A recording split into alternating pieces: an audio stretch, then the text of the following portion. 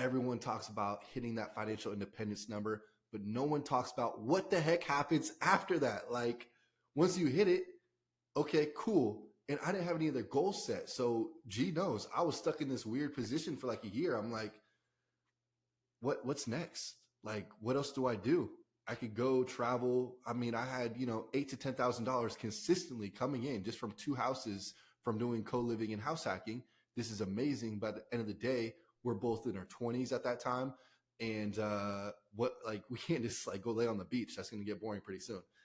And so for me, I was like, I'm just ambitious and driven. I want to do something next. I want to do another thing. It sounds like for you, you just already had the idea. Once you hit that $4,000 or $5,000 mark for your financial independence number, you're like, I just want to double down and see how much more money I can make. Did you have that kind of almost identity crisis / like goal setting crisis where you said, I achieved the goal that I spent X amount of years trying to save up for, buying the assets, and then I really just didn't know what to do next? Well, here's the thing, man. In the military, they put more people necessary to complete a job.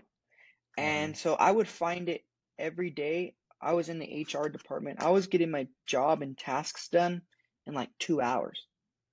So but I had to sit at the office for the rest of the 6 hours. So I was like, man, if I divide all my time up, it's like, man, am I getting $4,000 a month? Great. That's great money for the age I was, etc.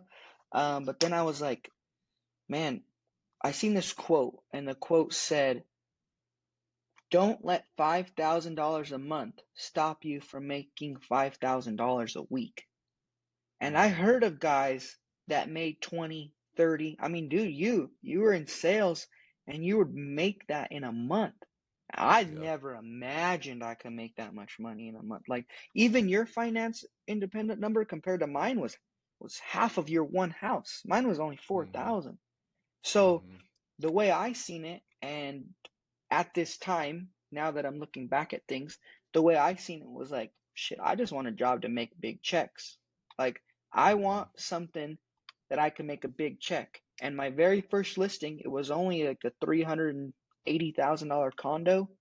I made 3%, so whatever that is, I don't know, like 10 grand. Dude, that would have took me 2.5 months to make that, and I made it on one deal.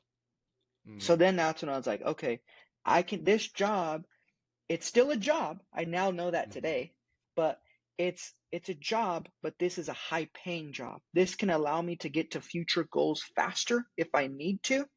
And that was my thought process when I became an agent. I was like, you know what?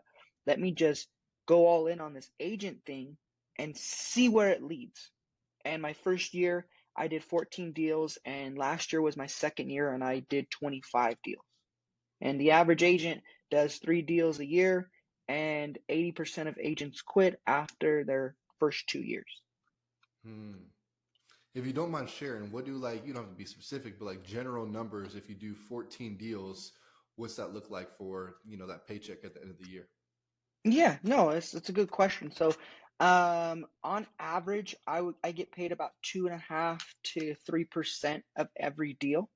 So of those 14 deals, the way I average it is median sales price in Arizona was $420,000. Every time I get a deal, it's about $10,000.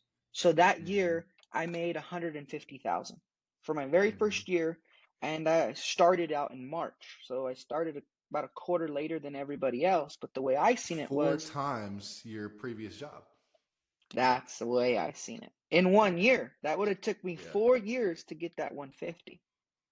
And now this year, my median price went up, so my income literally doubled.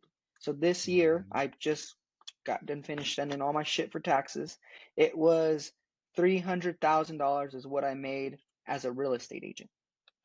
I love it. Well, we beat my top corporate salary in commissions. I think my top was like right near 200 when I was working software sales. And it's a lot of money. It's a lot of money. That 150, it's a lot of money, bro. It really is. So that was kind of my thought process when transitioning, to answer your question. Yeah. So what was your next goal? Because you're like, I want to make these large chunks. Was it okay? Did you still have this financial number in your head where I want this amount of passive income, or did you say kind of forget about the passive income? I want houses just for generational wealth. What switched in your mind when you started making these bigger checks, and what's your goal now? Well, I'll be honest, and a lot of people I don't think are honest, but when doing this, I was making the most money that I've ever made in my life off of doing normal traditional real estate. Now, going to all these real estate meetups and listening to podcasts and books, don't get me wrong, it's amazing to listen to all that, but you know that for me, every time I talked, it was, oh, I'm now doing this. Oh, now I'm doing this, which leads to what they call shiny object syndrome. And when I got my license, my goal was just to make a lot of checks. And the goal was, hey, I'm going to still live off of $4,000 a month, but then use all this extra cash to buy rentals. Did that happen? Absolutely not. Um, because we'll talk about this, but lifestyle creep is a real thing, and it happened to me. Um, but where I was going was wanted to do wholesaling. I wanted to do traditional real estate. Then I wanted to be a fix and flipper. Then I wanted to do this and this and this and this and this and this.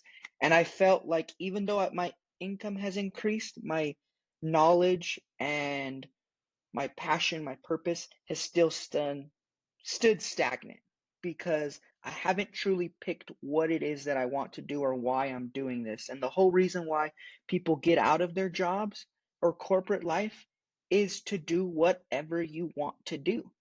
So to Mm-hmm. answer your question, yes, my goal was to still build my real estate portfolio. Um, but that's when lifestyle creep happened. And we could talk about that after if you want. But yeah, that's to answer your question. We can dive into that right now. Lifestyle creep. Yeah. Yeah, so I mean, what that is for people that don't know, anytime you start making more money, it's statistically proven that you'll start spending more money, and that's 100% true. My very first year, that was the most money I ever made, was 150,000 from my real estate agent business, and then I also manage other people's Airbnbs. So on average, that's another $4,000 to $5,000 a month that I make from that. So, it was pretty good money. It's still decent. It's like 200K Mm-hmm. almost total. I was spending a lot of money as far as, and I don't mean I was going to buy Gucci and Louis Vuitton and shit like that, because that doesn't really attract me. But for Mm-hmm. me, it's events. I really like experiences, so I like events, and then I'm a big car guy. So I bought about 4 cars in the last couple years, and I'm a classic car guy. So Yeah. it's not like they're cars that it's Lamborghinis and everyone's flashing and see them. They're 1970 Chevys, 1968 Chevys, that are sitting in my garage collecting dust. So some people see them as waste of money, but for me, it's like, man, I have a hit list of cars that I want to collect. Now, does that mean I should have bought them right now? Absolutely not. Um, but that's where a lot of my money was going. I was going to, boxing matches. I was going to, events. I was buying cars, spending money because I had it, and I've never had that much money. So it's like, man, this money's like gonna keep rolling in. And it sure as hell did the next year. Boom, bro. I made double. So it was coming in even more.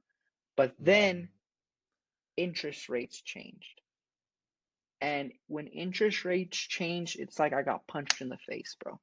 Hmm. About last quarter 4 of last year, um, that's when everything has slowed down, and it still has coming into this new year. And that's when I realized I was spending money before I had it. Hmm. I coming into this new year, and this is me being bluntly honest with a lot of people because I feel like nobody really is.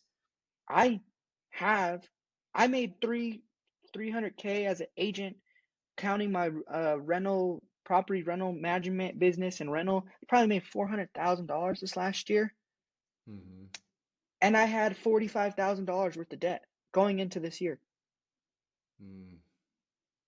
So when people on Instagram are flexing and all this stuff, believe me, bro, just because whether you're making $100,000 a month or $10,000 a month, If you're spending all of it, you're still living paycheck to paycheck. And that's what not a lot of people talk about. Just because you're making a lot of money doesn't mean you're keeping it. And I failed our own rule of how I got here in the first place was by still staying frugal and living below your means. And that doesn't mean you got to be cheap and drive a old, car or whatever the case may be, but that doesn't also mean you got to spend everything that you're making.